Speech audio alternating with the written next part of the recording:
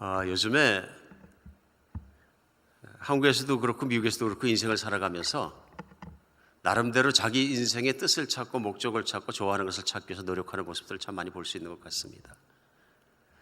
그런 분 중에 한국 같은 경우에도 보면은 과감하게 자기 인생에 살던 길을 접고 자기가 진짜로 좋아하고 자기가 만족할 수 있다는 길을 찾아서 인생 여행을 나서는 사람들이 꽤 많이 있는 것 같습니다. 그런 분 중에 가문의 어떤 회사에서 CEO를 하시던 여자분께서 40대 초반에 이른 나이에 조기에 은퇴를 하고 돈 1,000만 원을 가지고 산속에 들어가서 컨테이너 하나 놓고 전기도 없고 물도 없는 곳에 20년씩 자기 스스로의 삶을 일구면서 사는 것들을 한국에서는 많이들 환호하는 거 아닌가 하는 생각이 들었습니다. 왜냐하면 그분이 올리신 또 그분을 취재한 그 취재 비디오가 수백만 명씩 이렇게 클릭을 하고 이렇게 하는 것에 상당히 많은 사람들이 관심이 있다 하는 것을 볼 수 있습니다. 이유와 사연은 알 수 없습니다.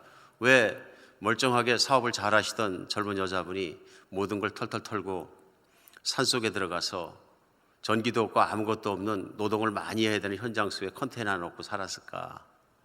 그런데 분명한 건 저도 한번 클릭해 봤더니 본인이 화사하게 웃는 모습으로 20년간 만족하고 행복합니다 하는 고백을 하는 겁니다. 아마도 자기가 하고 싶은 것을 하고 살았기 때문에 그런 얘기를 하지 않는가 그런 생각이 들었습니다. 의외로 많은 남자도 아닌 자매님들이 위험하다고 생각되는 산속이나 들판에 나가서 혼자 사는 모습들 한국에서도 꽤 많이 있는 모양입니다. 여러 가지 이유가 있지만 자기가 살 수 있는 자기 만족의 길을 찾는 것이 아닌가 싶습니다. 그래서 세상은 어떤 사람들은 자기 만족의 길을 찾기 위해서 더 많은 걸 쌓기 위해서 몸부림치고 노력하고요. 어떤 사람은 갖기 위해서 노력하고 어떤 사람은 되기 위해서 노력하고 어떤 사람은 또 버리기 위해서 노력합니다. 왜냐하면 더 버리는 것이 더 없는 것이 더 홀가분한 것이 내 인생에 도움이 된다 생각해서 그런 삶 속으로 들어가는 것 같습니다. 갖던 버리던 어쩌면 갖는다는 것이 버린다는 것이 인생의 결정을 하고 살아가면 자기만의 한 번 살아보는 인생에 어떤 의미를 부여할 수 있겠지만은 어떤 한 인생이 진정으로 만족하고 진정으로 행복할 수 있는 길은 하나밖에 없습니다. 예수님을 믿는 것입니다. 그래서 예수님은 요한복음 14장에서 말씀하실 때 내가 곧 길이요 진리요 생명이다 하고 말씀하셨습니다. 그 말씀은 인간은 인간 스스로 만족할 수 있는 길을 찾을 수가 없다 하는 것입니다. 그래서 하나님께서는 우리가 하나님 말씀을 통해 하나님을 통해 인생의 바른 길을 찾기를 간절히 원하십니다. 그래서 우리 주님 말씀대로 하나님 말씀은 인생을 진지하게 잘 살아보는 모든 사람들에게 길이고 생명입니다. 진리입니다. 오늘도 요한 사도가 전하는 요한일서 3장 말씀 본문을 통해서 과연 하나님 말씀은 우리가 어떻게 살기를 인도하고 계시는가 그 삶을 찾아가는 시간이 되었으면 좋겠습니다. 세상에서 하나님을 믿지 않는 사람들도 진지하게 딱 한 번 태어난 인생이 되면 무엇을 하고 살아야 되나를 고민하면서 인생을 찾아갑니다. 갖는 것이 보람 있을까? 버리는 것이 보람 있을까? 고민하며 살아갑니다. 아무 고민 안 하고 살아간다 그러면 그것도 또 인생의 길이긴 하겠지만 끝은 반드시 허무할 것입니다. 내가 다시 산다면 이렇게 살지 말걸 하는 것으로 반드시 인생이 끝날 것입니다. 오늘 이 성경 말씀은 우리가 살아갈 수 있는 가장 복 있는 길을 항상 인도해 주십니다. 오늘도 요한 사도가 전하는 요한 1서 3장 10절로 18절 말씀이 본문인데요.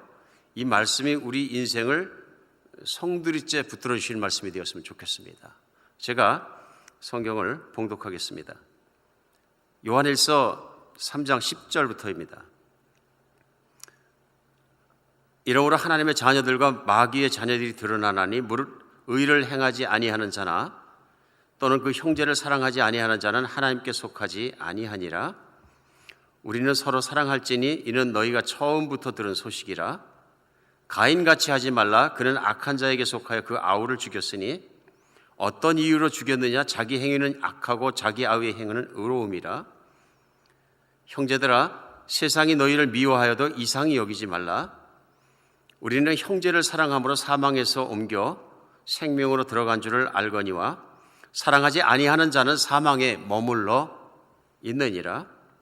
그 형제를 미워하는 자마다 살인하는 자니 살인하는 자마다 영생이 그 속에 거하지 아니하는 것을 너희가 아는 바라. 그가 우리를 위하여 목숨을 버리셨으니 우리가 이로써 사랑을 알고 우리도 형제들을 위하여 목숨을 버리는 것이 마땅하니라.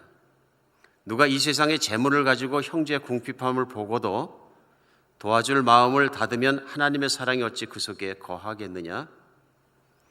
자녀들아, 우리가 말과 혀로만 사랑하지 말고 행함과 진실함으로 하자. 아멘.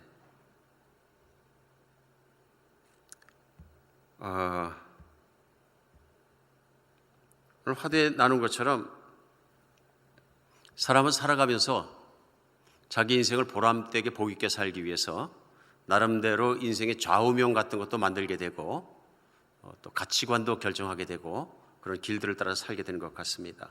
오늘 성경 말씀은 우리에게 분명한 인생의 길을 제시합니다. 그러면서 특별히 예수 그리스도를 믿는 사람의 인생에 대해 말하면서 한마디로 이 말씀을 전합니다. 형제들아, 우리가 서로 사랑하자입니다. 우리의 인생을 가장 복되게 하는 것, 가장 좋은 길에 살게 하는 것은 우리가 서로 사랑하면서 살아가는 것이다. 정말로 이건 어떻게 보면 평범한 말입니다. plain. 또 교회 안에서 쉽게 듣는 말입니다. 그렇죠? 우리가 서로 사랑하자.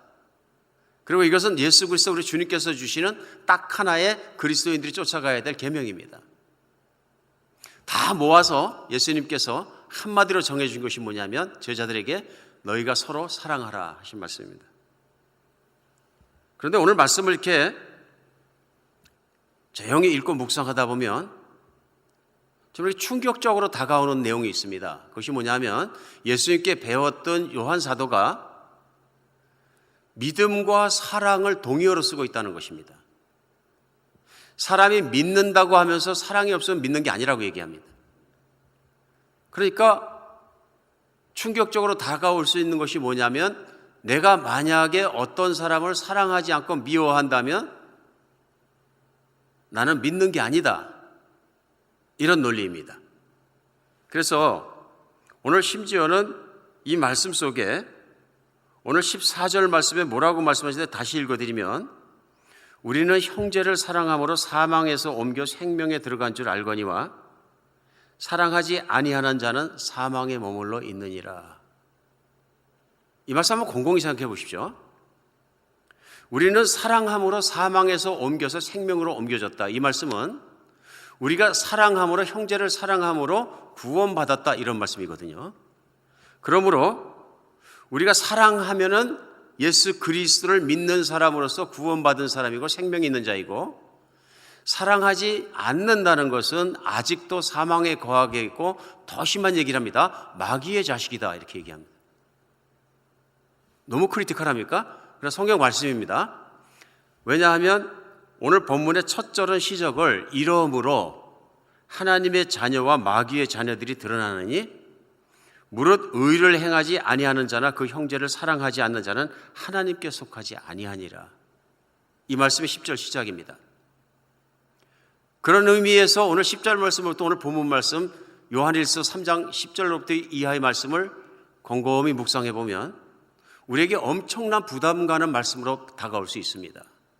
이 말씀이 무슨 말씀이냐면요. 형제를 사랑하지 않는 자, 반대로 형제를 미워하는 자는 마귀께 속해 있고 사망에 속해 있고 저주를 받을 자이고 주님 앞에 섰을 땐 지옥에 들어갈 자다 이런 얘기입니다. 부담스러우십니까?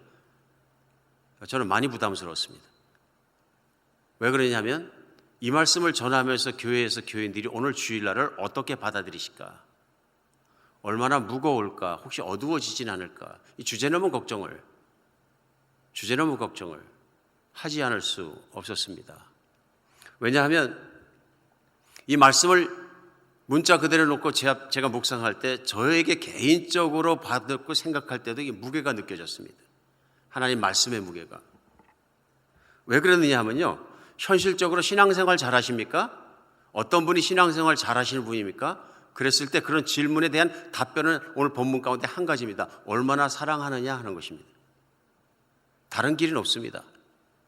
그런데 신앙생활하면서 우리가 얼마나 내가 사랑하느냐 하는 것에 대해서 정말로 그렇게 중요시하느냐 하는 것을 생각해 봤을 때 사실 그렇지 않을 수 있다 그런 것입니다.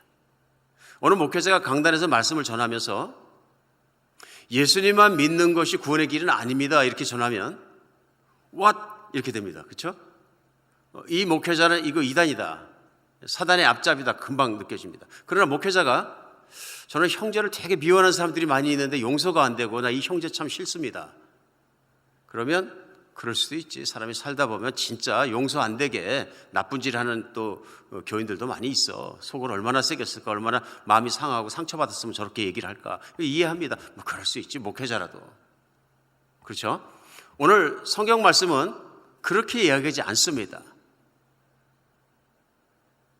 생각이 잘못돼서 이단에 들어간 것이나 사랑하지 못하는 것이나 지옥 가는 건 매일 밤이다 하는 얘기입니다. 매일 밤이다. 그 말은 뭐냐 하면 사랑하지 못한다는 것이 얼마나 중요한 것인지를 다시 한번 사도 요한은 강조하고 있는데, 그가 개인적으로 갑자기 예수님의 말씀을 크게 해서 뻥튀기 해서 말하거나 강조하기 위해서 그런 내용이 아니다 하는 것을 성경 전체를 놓고 곰곰이 생각해 보아도 알 수 있습니다. 그는 정확하게 예수님의 가르침 중에 팩트만 전하고 있다는 것을, 사도로서 그가 배운 것을 그대로 전하고 있다는 것을 우리 예수님의 말씀과 또 구약의 말씀을 통해서 증명할 수 있고 알 수 있고 깨달을 수 있고 붙잡을 수 있습니다. 이게 왜 이렇게 중요한 것인지 금방 알 수 있습니다. 그 말씀 가운데 오늘 그러니까 우리가 생각할 때 우리가 예수님을 믿음으로 구원받는 것이 뭐 행위로 형제를 사랑했기 때문에 구원받는 건 요한 사도가 신학적으로 조금 과장했거나 잘못 이야기한 것 아닌가? 우리가 배웠고 교리적으로 아는 것은 예수 그리스도를 믿고 그분의 예수의 십자가와 보혈로 말미암아 죄사함 받고 또 천국 가고 부활을 말미암아서 내가 자녀가 되었고 그래서 내가 구원받고 확실한데, 내가 지금 형제를 미워하는 사람이 있고 사랑하지 못하는 사람이 있다고 천국 못 간다면은 야, 천국을 누가 들어가나? 이런 교리적인 문제를 지금 생각하는 분이 없지 않아 계실 겁니다. 사실 그렇게 생각하면 복잡하거든요. 근데 이 말씀은 야고보서 말씀과 똑같이 무슨 말씀이냐면요, 예수님을 믿는다 하는 사람들은 형제를 사랑하느니라, 이런 말씀이 전제 조건입니다. 내가 예수님을 믿는다, 예수님을 사랑하노라 하면서 내가 형제를 사랑하지 않거나 형제를 심지어는 비방하거나 판단하거나 욕하거나 비난하는 사람은 없다, 이런 말입니다. 이 앞에 우리가 참 힘들게 그러니까 오늘 말씀이 무게가 있습니다 하는 제가 나눈 말씀은 뭐냐면요, 이 말씀은 하나님의 말씀이기 때문에 우리가 액면 그대로 놓고 우리가 받아들일 때, 네, 나는 예수님을 믿습니다. 그러면 중요한 퀘션이 하나 남아 있습니다. 얼마나 믿으십니까? 하는 것입니다. 성경은 구원받는 믿음의 한 종류의 믿음을 얘기합니다. 예수님을 믿을 때 죽기까지 믿는 것입니다. 죽기까지. 하나님이 나를 사랑하시되 그 아들의 생명을 내놓고 아낌없이 피 흘려 죽기까지 나를 사랑했음에 너 자신을 내려놓고 내 과거의 자신을 십자가에 못 박고 이제는 너는 죽고 예수님의 주인으로 살아갈 만큼 믿는 것을 구원받을 믿음이라고 성경은 말씀하고 있는 거죠. 때따라 우리는 교회나 강단이나 가르침 속에서 선포되면서 죽기까지 믿어야 구원받는 믿음, 죽기까지 따라야 구원받는 믿음에 대해서 선포하는 것보다는 적당히 믿고 침례받거나 세례받고 그러면 천국은 반드시 간다는 투에 그러한 뜻이나 뉘앙스로 전하는 메시지를 듣게 되면 우리 자꾸 희석됩니다. 근데 오늘 본문 말씀은 죽기까지 예수님을 믿고 십자가에 내가 죽고 예수님이 살아계시고 예수님이 주인이 되고 확실하게 주임을 목숨을 바쳐서 따라가는 그리스도인이라면 반드시 일어나는 일이 무엇이냐면 달라진다 하는 것입니다. 무엇이 달라지느냐? 사람을 사랑하는 태도가 달라진다. 형제를 사랑하되 정말로 사랑하게 된다 하는 것을 오늘 전하는 것을 우리는 알 수 있습니다. 우리는 그 이유를 곰곰이 씹어볼 필요가 있는 것 같습니다. 어떤 의미에서 그러냐면 오늘 본문을 전하면서 사도 요한은 하나님의 자녀와 마귀의 자녀를 형제 사랑하는 모습을 보면 알 수 있다, 구분할 수 있다. 우리가 그렇게 분별할 수 있다. 그럼 우리 스스로에게 질문을 던져볼 수 있는 거죠. 그 이유를 설명하면서 오늘 12절에서는 뭐라고 얘기하냐면요, 가인같이 하지 말라. 오늘 말씀의 타이틀인데요 하고 얘기합니다. 인생을 사는데 가인처럼 살지 말라 이렇게 도전하고 있는 거예요. 이는 너희가 처음부터 들은 소식이라는 얘기는 뭐냐면요, 11절에는 우리가 서로 사랑할지는 이는 너희가 처음부터 들은 소식인데, 그 처음부터 들은 소식이 뭐냐면 12절에 가인같이 하지 말라. 처음은 언제냐면 창세기 시작입니다. 우리가 아는 것처럼 성경 창세기는 근원에 대한 이야기입니다. 세상이 어떻게 시작되었는가, 누가 주인인가, 어떻게 시작된 first cause, 그러니까 첫 번째 원인, 첫 번째 시작부터 나오는 책입니다. 세상의 모든 존재하는 것은 우연히 존재하는 것이 아니라 1장 1절이죠. 태초에 하나님이 천조를 창조하시니라. 첫 번째 세상을 만드시고 움직이신 분은 하나님이시니라. 그래서 하나님이 인간을 사랑해서 하나님의 형상을 닮도록 인간을 만드셨다. 1장입니다. 2장도 하나님의 형상을 닮아 만드셨다. 하나님의 형상을 닮은 사람의 가장 하나님을 닮은 모습이 뭐냐면, 하나님께서 이브를 지어서 하와를 지어서 아담 앞에 오매 아담이 이는 내 뼈 중에 뼈 살 중에 살이라 하더라. 인간과 인간 사이의 사랑은 자기를 잊어버릴 만큼 자기 자신보다 존중하고 존귀히 여기고 사랑하더라. 이 하나님의 형상인 거죠. 하나님의 형상으로 지음받은 동물과 달라서 자기를 희생하며 상대방을 사랑할 줄 알더라. 자신보다 상대방을 더 귀히 여기고 자기 아내를 받아들이더라.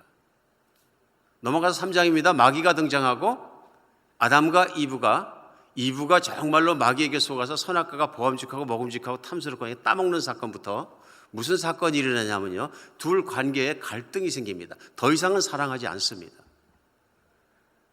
무슨 얘기냐면요, 내 자신이 보존되고 내 자신이 살아가는데 상대방 사람을 이용합니다. 하나님 이브가 시켜서요. 그렇죠? 그러면서 장이 바뀌어서 창세기 4장으로 넘어가면 박바로 나온 사람이 누구냐면 가인입니다. 태초부터 처음부터 있던 일이다. 그 얘기는 인간이 타락하자마자 어떤 인간이 되었느냐, 첫 번째 모습을 아담과 이브보다 장을 넘겨서 4장에 가인의 삶을 두고 보여주십니다. 우리가 아는 것처럼 아벨과 가인이 형제였었는데 그들이 받은 소산을 가지고 하나님께 제사를 드렸는데 하나님이 동생 아벨의 제사를 받으시고 형 가인의 제사를 받지 않으셨습니다. 이 사건을 꼭 화가 나가지고 가인이 질투가 나니까 동생 아벨을 들여서 때려 죽여버렸습니다. 기가 막힌 일이죠. 때려 죽여버렸다. 오늘 본문 가운데 가인같이 하지 말라. 그 얘기는 가인이 왜 그같이 하였느냐, 욕심에 시기심에 분노에 동생을 죽였지 않느냐. 그것은 하나님의 자녀의 모습이 아니라 마귀의 자식의 모습이니라. 마귀의 모습이다. 오늘 때때로 우리는 어떤 소설책이나 그런 타이틀에서 가인의 후손 하는 단어를 가끔 쓰는 것을 볼 수 있습니다. 타락한 자의 육신적으로 후손이다 하는 얘기입니다. 어쨌든 인간의 타락은 한 가지 분명한 사실을 남겼습니다. 하나님의 형상을 망가뜨렸다는 것입니다. 우리 이미지 대오라고 해서 하나님의 형상이라는 단어를 이해할 때 참 어려움이 좀 있습니다. 그럼 오늘 성경 속에서 말씀하시는 하나님의 형상의 망가진 부분은 분명하고 확실하게 한 가지가 있습니다. 사랑이란 단어를 통해서 그것이 설명되고 증명될 수 있습니다. 인간은 타락하는 순간부터 사랑할 수 있는 능력을 잃어버렸습니다. 그냥 사랑이 아니고요, 자신을 희생해서 다른 사람을 섬기고 다른 사람에게 잘 되게 할 수 있는 그런 배려의 사랑이 없어진 것입니다. 그럼 무슨 사랑이 되면 자기 사랑이 강해졌습니다. 자기를 사랑하고 자기 것을 사랑하고 욕심을 챙겨가는 인간 안에 마귀가 넣어준 욕심이라는 것이 이기심이 되고, 이기심이 자기애가 되고, 그 자기애가 결국 무엇이냐면요, 다 자기에게 땡겨야 행복한 것입니다. 이것이 가인의 행동인 거죠. 그 동생 아벨은 자기를 정말로 기분 나쁘게 하는 자입니다. 질투나게 하는 자입니다. 장애물입니다. 아벨만 없어도 하나님이 내 제사를 받을 수밖에 없는데 화가 나게 하는 자입니다. 그러니까 자기 사랑이 팽배해지니까 동생을 때려 죽일 수 있다 하는 것입니다. 하나님의 형상이 온전히 망가진 모습을 우리는 볼 수 있습니다. 오늘 우리는 예수 그리스도께서 이 땅에 오셔서 무엇을 추구하셨냐 하는 것을 알 수 있습니다. 사람으로 오셔서 모든 다른 사람들과 같지 않게 자기를 다 내어주셔서 아버지의 뜻을 따라 십자가에 죄인들을 위해 죽이시기까지 말도 안 되는 죄인들을 사랑하시고 끝내는 몸을 내주셨다는 것입니다. 이 사랑은 망가지지 않은 하나님의 형상의 육신을 그대로 보여주신 것입니다. 하나님의 뜻은 무엇이냐면요, 이 땅 가운데 하나님의 형상이 망가질 대로 망가진 인간을 예수 그리스도처럼 그분을 닮아서 그분을 주인으로 받아들인 사람들마다 이제는 사랑할 수 있는 능력을 갖고 자기의 이기심과 욕심과 탐심과 음욕으로부터 벗어날 수 있는 하나님의 형상의 사람으로 변화시키길 원하신 것이라는 걸 알 수 있습니다. 그러므로 구원받았다는 것은 단지 내가 그냥 예수님을 믿었기 때문에 이 세상에 어떤 모습으로 살든 그 다음에는 천국에 쏙 들어가기만 하면 되는 거야. 이것은 자기애이고 이기심이고 자기중심의 자기만의 생각이며 착각일 것이다 하는 것을 오늘 알 수 있다는 것입니다. 하나님의 나를 애써 구원하신 가장 큰 목적 이유는 하나님의 형상 곧 사람들을 사랑하며 사는 자로 바꾸신 것입니다. 바꾸신 것입니다. 오늘 그래서 사도 요한은 이것을 이해하고 주님의 말씀 속에서 충분히 받아들였다 생각이 듭니다. 왜냐하면 예수를 믿는 사람들은 다 천국을 가는데 예수님께서 믿는 자가 살아갈 모습을 이미 제자들이 가르치면서 요한이 쓴 요한복음 13장에 보면 뭐라 그러시냐면요, 내가 새 계명을 너희에게 주노니, 여기서 새 계명이라고 말씀하신 건 뭐냐면 나를 믿는 자만이 꼭 내 말을 따르고 살아가야 될 계명 하나를 주노니 말씀이죠. 이 헌계명이 아니고요, 이제 믿지 않는 사람도 사람에게 주신 계명이 아니고요, 예수님을 목숨 걸고 모든 것을 내려놓고 정말로 십자가를 메고 따라오는, 죽음까지라도 다 내어놓고 따라오는 진정한 예수님을 믿는 제자들에게 살아가야 될 길이 무엇이냐면 계명인 거죠. 이렇게 살아라죠. 딱 하나 주셨어요. 너희 서로 사랑하라. 너희가 서로 사랑하면, 요한복음 13장에 너희가 서로 사랑하면 세상이 너희가 내 제자인 줄 알리라. 다른 거 말씀하지 않으셨어요. 나를 믿는 자, 나를 따라오는 자는 너희가 서로 사랑하는 모습을 보면서 세상이 예수님의 사람들이다 얘기하게 될 것이다. 왜 그렇습니까? 세상은 마귀의 자식들이고요, 마귀의 자식은 특징이 뭐냐 하면 이기심입니다. 나를 위해 살고 내 욕심을 살고 그런 사람을 부러워하고 내가 목숨에 갖도록 모든 것을 인생에 이룬 사람들을 박수 쳐주고 스타로 만들고 그런 것이다. 이사야서 말씀이 있습니다. 이스라엘 백성들에게 너희가 가옥에 가옥을 연하고 땅에 땅을 연해서 모든 걸 가질지라도 부족해서 더 가지려고 하고, 인간이 뭐냐면 세상에서는요, 뭐 재테크를 잘하건 뭐 투자를 잘하건 주식을 잘하건 무엇을 잘하건 사업을 잘하건 집이 한두 채가 아니라 몇십 채, 몇십 채도 부족해서 몇백 채, 몇백 채도 부족해서 수억, 수십억 불을 가지고 이제는 몇백 채가 아니라 정말 어느 땅덩어리 한 나라의 땅을 다 살 수 있을 정도로 가질 정도로 가지면 와 부럽다 이렇게 되는 거예요. 그래도 만족함이 없는 것이 인간이다. 왜냐하면 그 돈 가지고 사랑할 능력이 없기 때문에. 길거리에는 집이 없어서 100도가 넘는 절절 끓는 날씨에도 길바닥에 앉아있거나 그저 우산에도 햇빛 하나 가리고 살아가야 될 집이 없는 형제 자매들이 무수히 많은데 나는 집을 헤아릴 수 없을 정도 많을 가져도 그것 가지고 만족하지 못하는 것이 인간이다. 그것이 마귀가 끌고 가는 세상의 모습이다. 그런 거죠. 그런 세상의 한복판에 살면서 나도 부러워서 열심히 뛰고 열심히 벌고 열심히 땡기고 열심히 쌓는데 그리스도의 사람들은 그렇지 않다. 서로 사랑하는 것뿐만 아니라 불쌍하고 집이 없고 나는 집이 있는데 살아가는 사람들 보면 마음이 아파서 견디지 못해서 그리스도의 마음을 가지고 사랑하고 그들을 나가서 섬기더라는 것입니다. 물이라도 사나르고 밥 한 끼라도 먹이고 또 그들이 쉴 수 있는 곳을 안내하는 그런 삶을 살아가는 것이 그리스도의 정신이고 그리스도의 삶이다 하는 것입니다. 다르다. 예수님은 그 서로 사랑하라는 말씀을 통해서 마귀에 속한 세상 사람들의 삶과 그리스도의 삶이 달라야 되는 분명한 선을 확 그으셨습니다. 그것이 뭐냐면 자기 사랑으로부터 자유로워지고 그리스도를 사랑하는 마음으로 사람들을 사랑하며 섬기며 살아갈 수 있는 것을 말씀하셨습니다. 초대 교부 중에 한 분이었던 성 제롬이라는 분은 많은 책을 쓰셨는데요, 그가 전해 들은 요한 사도와 교회에 대한 그 이야기들을 그의 책에 이렇게 썼습니다. 우리보다는 훨씬 요한 사도로부터 멀지 않은 시간에 그가 살았으니까 살아있는 얘기를 전해드릴 수 있었겠죠. 그래서 요한 사도가 마지막에 에베소 교회를 섬겼는데요. 그 에베소 교회의 마지막에는 겨우 형제에게 매달려서 교회에 올 수 있을 만큼 부축해 올 만큼 그냥 몸이 그렇게 노쇠해지셨다. 근데 그 마지막까지 젊을 때부터 반복해서 에베소 교회 가르치시는 말씀인데 그 말은 뭐냐면 형제들이여 서로 사랑하자 이거 하나였다. 그리고 요한 사도 그러면 형제들이여 서로 사랑하자 이 말씀 할 거다 분명히.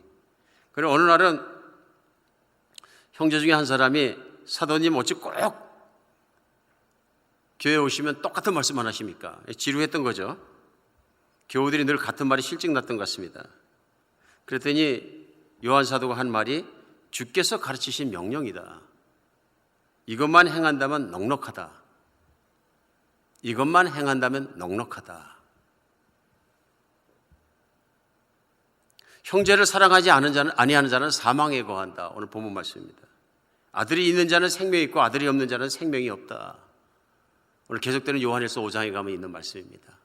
아들이 있는 자, 곧 예수 그리스도를 믿는 자는 사랑할 수 있고 예수 그리스도를 믿지 못하는 자는 자기밖에 사랑하지 못한다. 자기 이기 주시면 절대로 초월할 수 없다. 그러므로 그리스도와 함께 죽고 이제 그리스도로 말미암아 사는 자는 그리스도의 마음과 그분의 사랑으로 과거의 삶과 마귀에 붙잡혀 있던 이기심과 욕심을 벗어나서 형제를 사랑하고 자매를 사랑하고 교회 밖에 있는 잃어버린 영혼까지도 주께서 사랑하신 죄인들을 사랑한다. 이것이 가인처럼 살지 않는 사람의 모습이다 하는 것을 오늘 말씀 속에 우리 서로 사랑하자고 말씀하는 것입니다. 우리가 그리스도인으로 살아가면서 심지어는 저 자신도 본문을 앞에 놓고 정말 회개와 후회를 좀 많이 했습니다. 주님의 마음을 알아야 교회를 섬기는데 목회관이라는 것도 바로 설 수 있고 주님의 마음을 바로 알아야 교회관도 바로 설 수 있습니다. 예수님이 원하는 교회는 어떤 교회냐 하는 것입니다. 그런데 그 관을 모르면 그릇된 교회를 세울 수밖에 없습니다. 예수님은 한 가지 계명을 주셨습니다. 교인들 서로 사랑해라. 근데 곰곰이 따져보니까 교회에서 섬기고 사랑하는 모든 것들을 일하고 세우고 훈련할 때 가장 중요시해야 되는 것이 무엇이냐면 바로 그리스도의 마음으로 서로 사랑하는 것입니다. 형제자매를 존귀히 여기는 것입니다. 그래서 교회 중직을 우리가 선택하거나 임명하거나 할 때에도 또 어떤 사람을 목회자로 세울 때도 과연 이 사람이 다른 사람들을 특별히 교우들을 공동체와 공동체 밖의 사람들을 진심으로 그리스도의 마음으로 사랑하고 섬기고 할 수 있는 준비가 된 사람이냐 하는 것이 판단의 기준이 되어야 한다. 저는 부족한 목회 생활이 많이 남은 것 같지는 않습니다. 그러나 이제는 간절한 소원이 생겼습니다. 저는 부족할지라도 후임 목회자가 오시거든 교회가 깨어서 한 가지를 보아야 합니다. 그리스도의 마음과 정신과 사랑으로 사는 사람이냐. 그래서 죄인도 품고 부족한 사람도 품고 연약한 사람도 품고 사랑하며 끝까지 섬겨낼 수 있는 사랑이 있느냐. 그 사랑이 끝까지 찾는 견디는 인내로 연단되어 있고 그것이 준비되어 있느냐 하는 것을 봐야 됩니다. 재주고 능력이고 교회를 키우는 리더십이고 이런 것들이 아니라요. 그리스도를 진정 사랑하는 사람에게만 묻어서 흘러서 나올 수 있는 그런 끈기 있는 사랑이, 포기하지 않는 사랑이, 인내력 있는 사랑이 있느냐. 우리 자식을 키워주면 자식을 키우는 것은 한 번 가슴 뜨거운 사랑으로 자식을 키워낼 수 있는 것은 아닙니다. 내가 사랑하기 때문에 끊임없이 삐뚤어지고 끊임없이 튀어나가고 끊임없이 가르쳐야 되는 자식을 끝까지 끌어안고 붙들고 씨름하는 것은 부모의 사랑이 있기 때문에 그렇습니다. 우리 그리스도의 사랑, 교우의 사랑도 또 사역자의 사랑도 우리 교회에서는 직분의 사랑도 그런 사랑이라고 믿어집니다. 우리 공동체에서 그것을 추구하는 공동체가 되었으면 좋겠습니다. 왜 그러냐면 예수님께서 말씀을 앞에 놓고 우리의 행위를 분별하십니다. 요한 사도가 요한복음, 요한 1, 2, 3서 넘어가면 바로 이제 시작되는 요한계시록을 썼습니다. 근데 요한계시록의 첫 번째 부분은 예수 그리스도가 하신 말씀을 인용했습니다. 그런데 요한계시록에 보면 그 인용한 말씀 첫 번째 교회의 첫 번째 그리스도께서 권면하는 교회는 에베소 교회입니다. 바로 요한 사도가 신무했던 교회입니다. 그 당시에.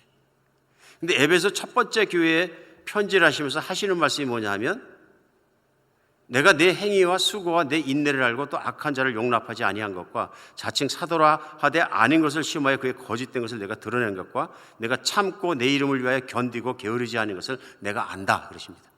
항상 궁금합니다. 와, 에베소 교회만큼 우리 교회가 될 수 있을까? 왜냐하면 이단을 걸러내는 것뿐만 아니라 2장 3절 요한계시록에 보면 에베소 교회에서는 내가 참고 내 이름을 위하여 견디고 게으르지 않다 얘기합니다. 예수님을 위해서 열심히 있었고 게으르지 않고 끝까지 핍박 속에도 참아내고 얼마나 아름다운 교회입니까? 교리적 훈련도 잘 돼 있어서 이단이 들어오면 속지 않고 딱딱 골라내는 교회입니다. 그러면 교리적으로 건강하고 주님의 뜻을 따라서 교회가 섬기고 열심히 살아가는데 건강한 교회라는 얘기입니다. 오늘날 몇 개 교회나 이런 교회가 되겠습니까? 그런데 주님께서 책망하십니다. 뭐라고 책망하죠? 4절에 그러나 너를 책망할 것이나니 너희 처음 사랑을 버렸느니라. 근데 이 책망이 그냥 들으면 안 되는 것이 심각합니다. 왜냐하면 이대로 가면 너희가 다 죽을 것이다. 그러면서 계시록 2장 5절에는 그러므로 어디서 떨어졌는지 생각하고 회개하여 처음 행위를 가지라. 만일 그리하지 아니하고 회개하지 아니하면 내가 내게 가서 그 촛대를 그 자리에서 옮기리라.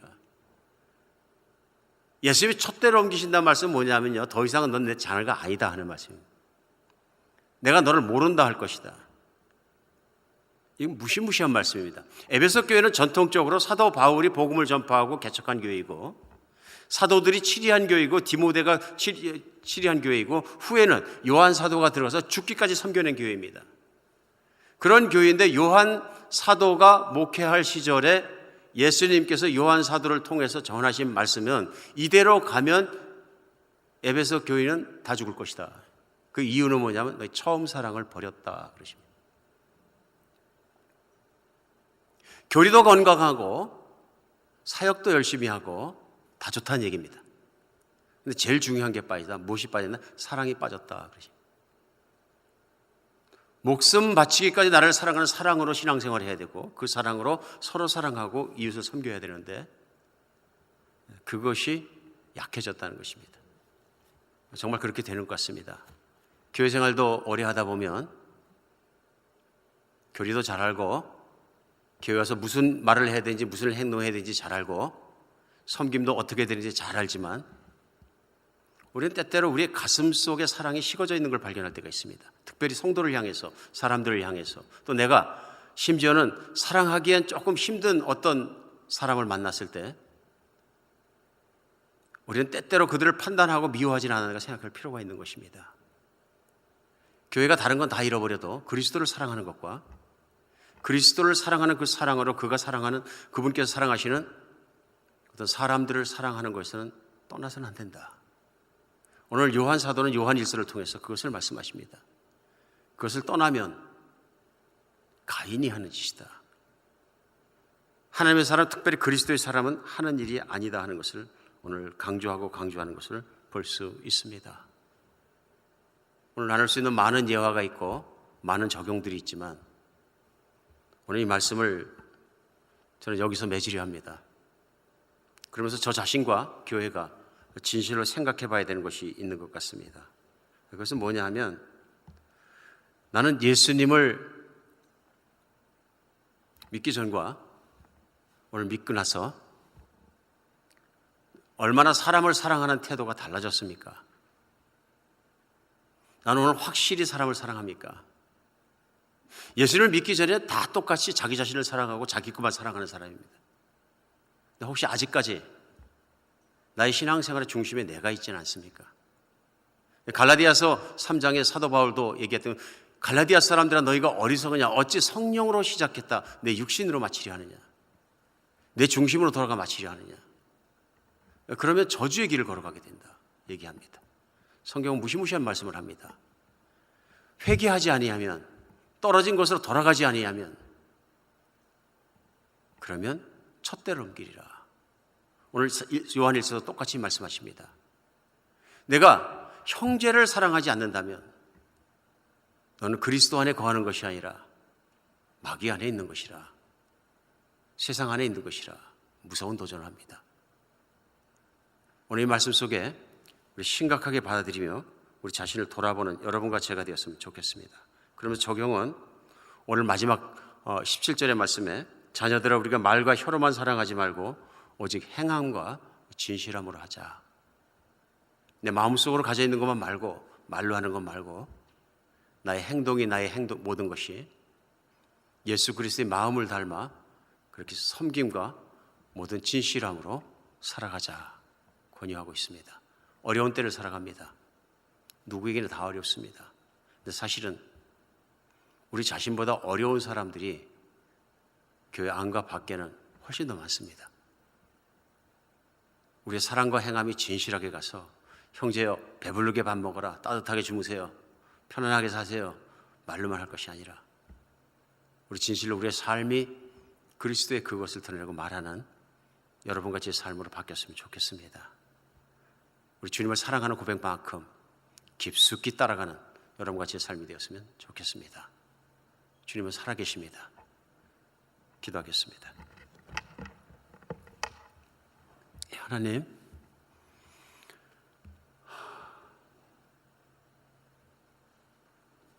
내가 사랑하는 자를 책망하노니 너희가 힘을 내라, 회개하라. 그러면 내가 너희를 복주리라 주님 말씀하시는 것처럼 주님 사랑하는 자를 책망하시는 줄 저희가 믿습니다. 주님 사랑하는 사람을 일깨우시는 줄을 저희가 믿습니다. 하나님의 말씀이 우리의 모습과 우리의 삶을, 우리의 생각을, 특별히 우리의 삶의 모습들을 일깨우게 하여 주시옵소서. 하나님, 그래서 정말로 한비전 교회를 일깨우시고 저를 일깨우시고 온 교회를 일깨워 주시어서 우리 주님 앞에 섰을 때는 주님의 기쁨이 되고 칭찬받는 우리의 삶과 우리 교회가 되게 주님 허락해 주시옵소서.